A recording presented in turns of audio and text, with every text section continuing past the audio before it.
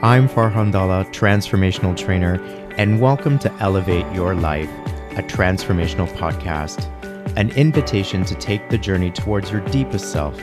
It is my intention to inspire you to connect, move, and meditate. We'll tap in, tune in, and dive in, and together learn and reflect from authentic, real, and transformative conversations. Let's get started. Today, we are talking mediumship and grief relief. And before we start, I just want to say that if you're joining us today, all I ask is that you listen with an open mind and an open heart. Whether you're familiar with mediumship or have some questions about the topic, it is our intention that you gain some insight and that perhaps it may be a way to help support you on your grief journey. I have a very special guest today. Her name is Jody Levon, and she is known as the Happy Medium. I like to call her my friend, but she is also a corporate psychic and intuitive coach with over 3 decades of experience. She's a published author and television personality. You can often see her as the resident psychic on Twin Cities Live on ABC. Jody's read TV audience members, famous people, animals, and haunted domains. You could watch her in action on YouTube and check her out there. She's written 2 books, The Happy Medium, Awakening Your Natural Intuition, and the follow-up book, The Happy Medium, Speaking the Language of Intuition. She does readings, coaching, workshops, and a lot more. Jody also has a very strong presence in social media, and she's always elevating people with her words, her posts, her pictures, her videos. And in fact, that is how we met and became friends. We met on Twitter. So for all of you who go on Twitter and see all the negative stuff, just know that every now and then there can be some special relationships that you can form. Jody and I started exchanging tweets, and then that evolved into this incredible, beautiful friendship. She is part of my soul family. She helps lift me up on a daily basis whenever I'm feeling a little down. I'll see a post of hers either on Facebook or on Twitter, and it always lifts me up. Jody Levon, thank you so much for joining me today. Thank you for having me. I'm so honored to be here, and I absolutely love you, and I'm very excited about what you're doing right now for the world, really. Thank you. And I love you so much too. And I know we're having this conversation over a podcast, but it's great to have a professional exchange, a personal exchange with you. Any type of exchange where we can get together is always an honor. So thank you so much. Thank you. I want you to first kind of give us an idea of what is mediumship for our listeners who kind of know, but maybe not know, maybe have heard about it. They're not really familiar. What is it that you do as a medium? So most people have heard the word psychic. I'm a psychic medium. So I'm good at feeling things that were, that are, and that may be. That's a psychic piece. The medium piece means I can interact with those on the other side consciously, and I hear them. Most of us talk to our deceased relatives. I can hear them speak back to me. So I have my feet in both worlds, really, here on Earth and on the other side. I'm incredibly sensitive. I was that kid that in junior high, or now they call it middle school, was crying a lot because I picked up on everybody's stuff. The teachers, the students, the guy that came in to fix something in the locker room. I picked up on everything and I didn't understand what it was. So I was picking up on people's feelings and the spirit energy around them. So it took me a very long time to come to terms with the fact that spirits were around me. They were pulling my hair when I was little. I was getting tripped. And most spirits don't do that. That's more earthbound spirits, and we can talk about that. I was in a low vibrational space. I was in a sad space, mostly as a kid. So I attracted that energy. As I got older, as I cleaned up my space, as I personally, I got therapy. As I did all these things to take care of myself, my energy started to really pop.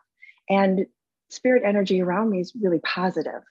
But I'm not always interacting with the spirit energy. That's incredibly draining. It's like constantly doing a reading. I I have open and closed hours. And though I can feel spirit energy all the time, I'm not always open to interacting with it. It's a boundary thing. And I'm really big on boundaries. Yes, I love that. And I love how you work with not just people on the other side, but people on this side as an intuitive coach. So, how does that differ? Well, when I do my corporate coaching, so to speak, with, in other words, work with business owners, I'm reading the business as an entity, as an energy.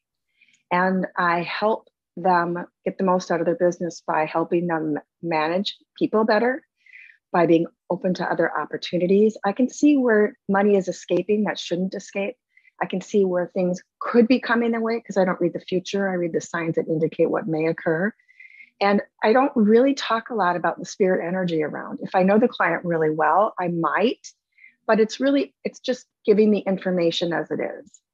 When I do a reading, a personal reading, or I do an event with personal readings, I'm very open to all of the spirit energy, and I get information from my guides, the universe at large, my clients' guides, and their deceased loved ones are all giving me information all at once. It's kind of like being at a party where everybody's talking at once. And you have to learn like which part feels the highest. And I'm always, always coming from a space where it is for the good of all.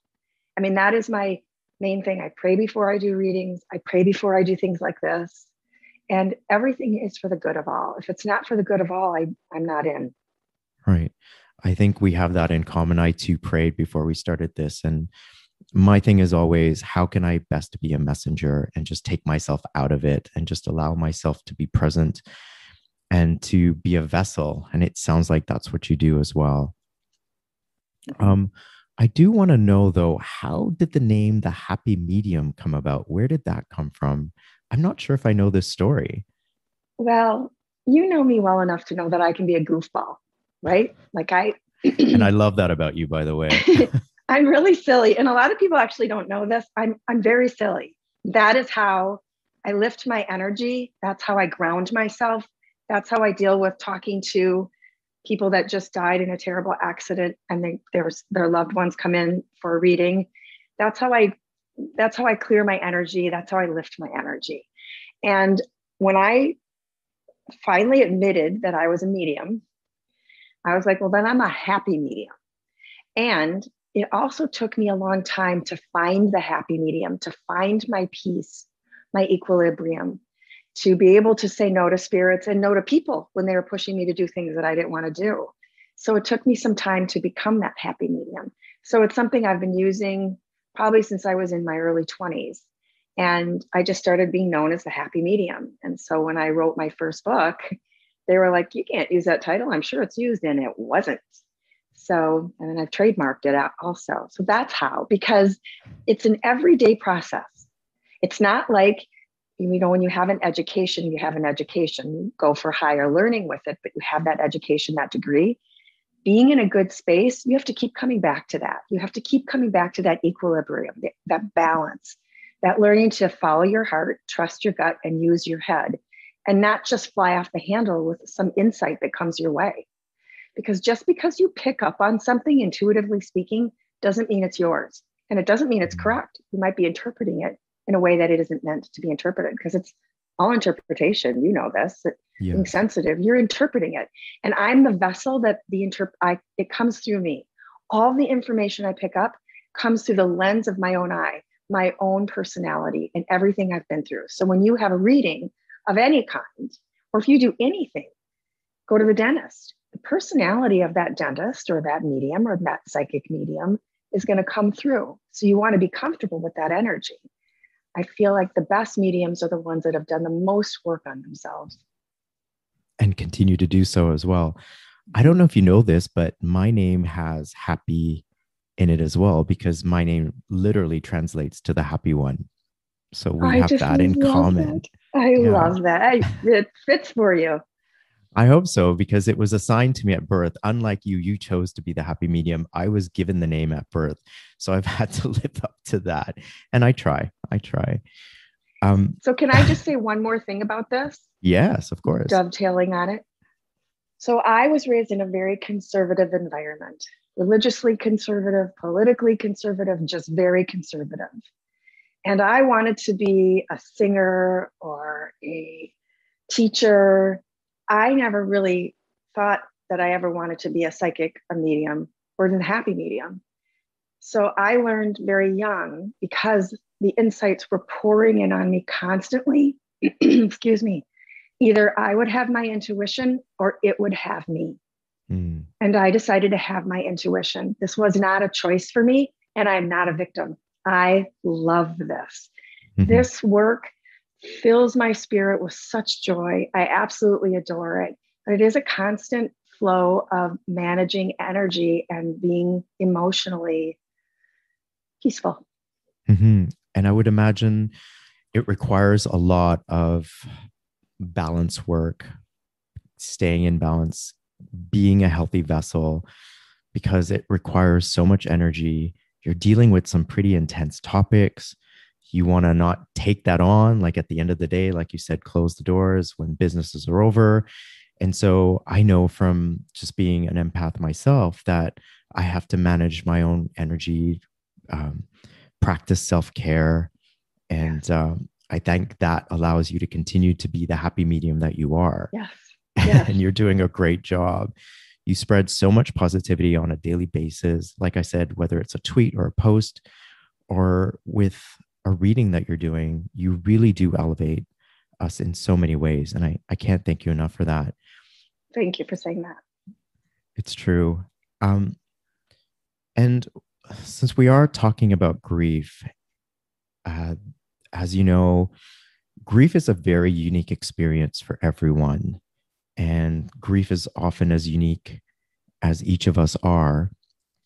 I'm curious to know, though, how grief has been showing up for you this past year and what that looks and feels like for Jody Levon. So, because of what's been happening on our planet with COVID,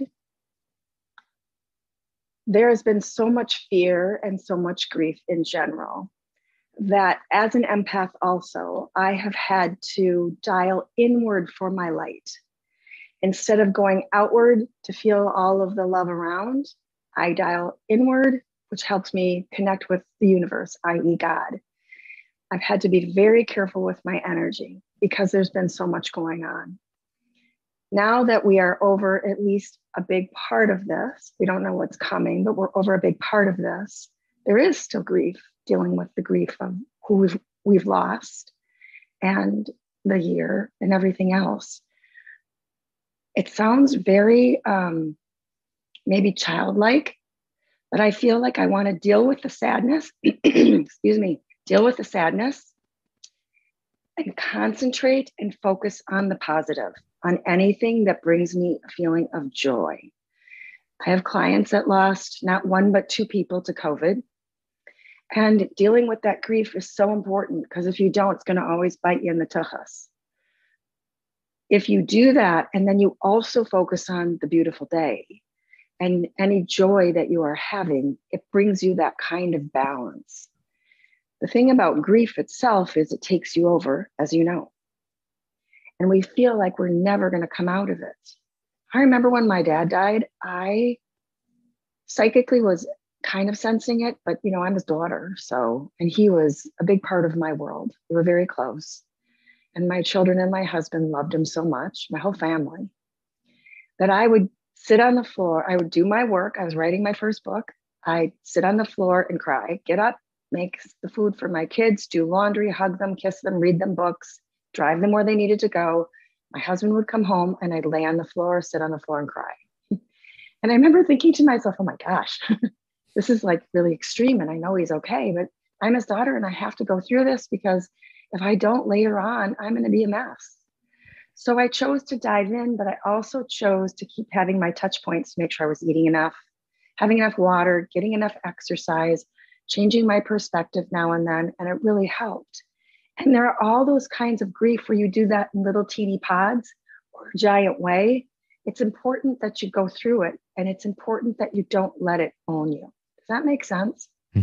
Yes. And someone who's still in the thickness of it, I get that.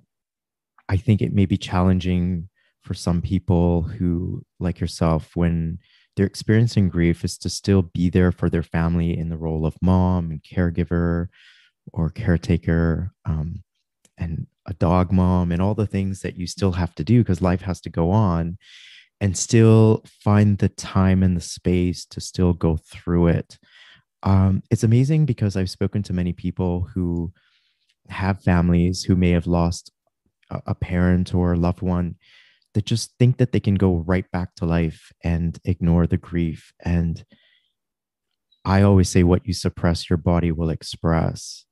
But when I started talking quite authentically with my posts about my grief journey and just being completely honest about some of the toughest times, I was amazed at how many people messaged me to say that they never took the time to grieve, that watching me grieve, they were now going through their own personal grief. And so that's one of the reasons why I chose to do this podcast. I wanted to create a space where people could grieve together because we as a collective right now, without exception, we're all grieving something at this time. And you say, this is interesting, the mourning process can feel like going through a car wash without a car. I couldn't Yeah. agree more when I read that. Yeah, it sure does. It feels like that. Not only that, but let's say, God forbid, you weren't dealing with your grief, and 9 years later something happens that's very sad, and you start to open up to that smaller grief. You'd be bombarded with all of the grief you have for losing your mom. So it's like, I always say that it's almost like we have this little wagon behind us that we can't see, but other people can see. And in it is filled with all of our emotional stuff, not the kind of stuff that we can carry with us and it's not heavy, the heavier stuff. And that we're responding to that stuff all the time. So the people around us know we're responding to something, but we can't see it. If we empty our wagon and we have our grief in the best way that we know how, and we seek help, because I believe in that, that wagon has much less in it. There's always going to be maybe a teeny something in it, but you're emptying your wagon and you're much more clear and present for all of the good things that are in our lives and in your life and in my life. If you don't, then you're clouded by that. People are afraid to expose themselves. They're afraid to be vulnerable. And what's so strange is we're the most vulnerable when we're afraid we're vulnerable. So why not just get it out there? But it isn't everybody else's responsibility to take care of us. And I think that's important to say too, that we are grieving if we have a job to do and we are through the initial process of it. Getting back to that job is really important. And if we can't do it perfectly, we own it, but we dive back in. So sometimes people think that our stuff is the responsibility of everybody else's to carry, and it's not. Mm-hmm. You said something that I want to touch on, and that is the vulnerability piece. Do you think, and I'm just asking your opinion, that people are afraid perhaps to go there or sit in the space of the grief because it makes them vulnerable? Or why do you think people try to avoid dealing with Because their it makes grief? them vulnerable. They don't have Mm-hmm. control. We're all about control. And when you really dive in, I mean, trust me when I say it was not my thing to be on the floor crying. And I was the mom. I mean, my children were pretty young. I was trying to be an example of how you grieve. And the example was you grieve how you need to grieve. But I can talk about my dad now and not cry. Mm-hmm. And that to me says, I did this. No, this was 10 years or more, but it was in probably took me about 2 years till I didn't cry all the time when I thought of them. So I have experienced falling into being vulnerable to what's happening for me and not being in control enough that I hope to God I can always do that. But you have to have your safeguards, your friends, family, people that you love, a therapist, whoever it is that is your touchstone that says, you're losing the string that connects you to your light. Pull on it and feel your light, because the universe is there for you. The universe, and in that universe is your person that you love. And they communicate with you through that love. Love is the only thing that doesn't die. Well said. As a medium, you're dealing with people who are obviously in a lot of pain and a lot of grief. And now with COVID, that all that grief is kind of amplified because there's a huge collective experience with grief and there's an individual experience with grief. What would you say to people in terms of how they could cope or manage, and to know maybe the difference between their own grief or when they're grieving for the collective, or does it matter? It matters a lot. And that's a really great question. So when you're grieving and you express how you feel and you do things that help you feel better, like write a letter to the person that you've lost, believe it or not, they see it. Talk about it, go through some of their things. You've done some amazing things. And you start to feel more peaceful inside. That's your grief and your wound, and you're helping heal it. When you are feeling the collective, there is never any peace, because you can't heal every single person out there. So there's always going to be that grief, and it's exhausting, and you start to feel really drained. And no matter what you do, even if you do things that are really positive, there's a draining element to it. So here's what I do. I say, what's mine is mine. What's yours is yours. And if I feel like somebody around me isn't having amazing boundaries in whatever way, I say to myself, okay, you're going to laugh because this is kind of a little rhymey thing that people used when I was a kid. I am rubber, you are glue. Whatever you say, see, and think bounces off of me and resolves with you. Now I say it to myself, and there's a resolve, which means the universe is at hand. It clears my space. And so when you're feeling that exhausted, wanting to heal the world, or you don't know what grief you're feeling, you do things to help you know you're in your body. You wiggle your toes, press your feet into the ground, say your name to yourself, and then do a couple of these little exercises that help you be in your own space. So what you're picking up on is yours. You know, we heal the world best by healing ourselves. I couldn't agree more. And I love that. I'm going to use that. Thank you for sharing that. Jody Levant, how can mediumship help with grief? Oh, I love that question too. So love and I never love saying dies. Jody Levant, by the way. It's great. I like hearing it. It's fun because it's like brings me even back further into myself. So love doesn't die. Actually, nothing dies. It just changes form. And our loved ones are peacefully on the other side 99% of the time. Let's say 80 to 99% of the time, because there are earthbound spirits, and we can talk about that if you want. And it's rare. Most people, when they cross over, move into the light because they're welcomed by spirits that they've recognized, their own loved ones, angels, guides, and they go into the light. And there's a beautiful process for them over there. And when they want to communicate with us, because it's always up to them, they have to lower their vibration. We have to raise ours through love and joy and peace. And they can come say hi to us. And they can do it through dreams, and they can do it through knowing moments, through animals, through all these different signs, through just, you can just feel them. And they do it. Even if you're not mediumistic, they're there to say they love you. Whether you feel it or not, they have not disappeared. Their love is right there with you, and they are supporting you. So to know that there is life after life, can bring you some peace. To know that your loved one is not in pain, is not afraid, is peaceful, and is doing their favorite thing on the other side. It's heaven after all. Is a peaceful feeling, because so much of us thinks we're not going to ever see that person again, right? And even though we may not physically feel their hug, if you close your eyes and you say your name to yourself and you say a little prayer and you think of that person that you love, they can come and give you a hug. And you can remember the feeling of being with them, and that's their hug. There's little calling cards that they leave us. So for a lot of my clients, that helps to know that they haven't disappeared. And for a lot of my non-clients, I think there's a resentment. Why can I feel them so easily, and why can't they?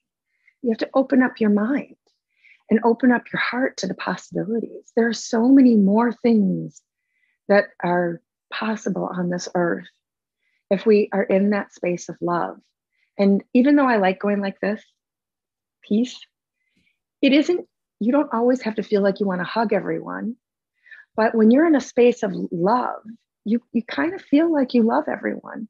You're not going to go over to that person that seems like maybe they're hungry and not very nice and talk to them at the moment, but you can still have love for them. And that raises your vibration. And the higher your vibration, the closer you are to feeling those on the other side. So in practical sense, if somebody wanted a sign or to connect with their loved one, what do you recommend? They just get into a quiet space and just ask, get into a space of a higher love and joy? Because, you know, if I'm really missing my mom and I want a sign and I'm emotional, how can I raise my vibration perhaps and ask for a sign? So when my father had open heart surgery, and it was like less than a 1%, 2% chance that he would cross over, and he did. During that process, in my mind, his mom is Faye, who's been a huge force for me in my life when she was physically here and now on the other side. In my mind, I yelled, "Hey, Grandma, really could use a little help here." So I love her. She was there. In a more common sense, when you want to feel that person, get enough to eat, get enough to sleep, drink some water, make sure you've had some exercise, go sit in a space that feels really good to you, say prayers, and listen to yourself breathe for a couple of minutes, in and out through your nose slowly. And then in your mind or out loud say, "I miss you so much. I would love to feel some of your love. I'm sending you love. And I am open to however you want to show that to me." Now, they might not come to you at that moment. You might have a dream or find a quarter on the floor and think, "That's funny. My grandma always gave me quarters," or so-and-so gave me quarters. You're going to go on a bus, you find a quarter. You sit down at your desk, there's a quarter. These are ways that they reach out to us. Again, through animals, they do the same. They will find a way to give you a sign. You just have to be open to what it might be. If your grandmother loved trees more than anything else, or your mom, and everywhere you go, someone's talking about trees, and you turn the radio on and somebody's talking about trees, and you grab a magazine and you open it up and there's a big tree, that's a sign. That is a sign. Your loved one is saying, "I love trees, and here's my message to you. I love you too." And it sounds maybe sappy, but that is how they reach us. You have to let your ego go, and you have to be reasonable, and they reach us. I love that. And I think the key words is to stay open and maybe unattached to the way you want the sign. And then to also acknowledge when you get it, to say thank you. You know, what I've come to understand through losing people myself and through dealing with people for so many years, and I started doing this as a teen, is your loved one in spirit does not want you to spend your life mourning them. Now, what we need to do to move through it, we do. But they're okay. They want you to have your joy. They can feel your joy. That's one way you bring them joy. And also to know that the depth of your mourning is the depth of your love for them as well. So it's one way that some of us show our loves. That's how we process it. But they want us to have fun. Think of it this way. Have you ever, well, watched maybe an animal or a friend or a child? You drop them off. Let's say you drop them off at daycare, and then there's this one-way glass where you can see that child or your animal hanging out and playing and having so much fun. They can't see you. And you know that they're doing fine. And you know that in 2 hours, you're picking them up. They don't know when you're picking them up, but you know. And so you know that they're peaceful and you know you'll see them. That is how I believe those on the other side view us. They can peek at us.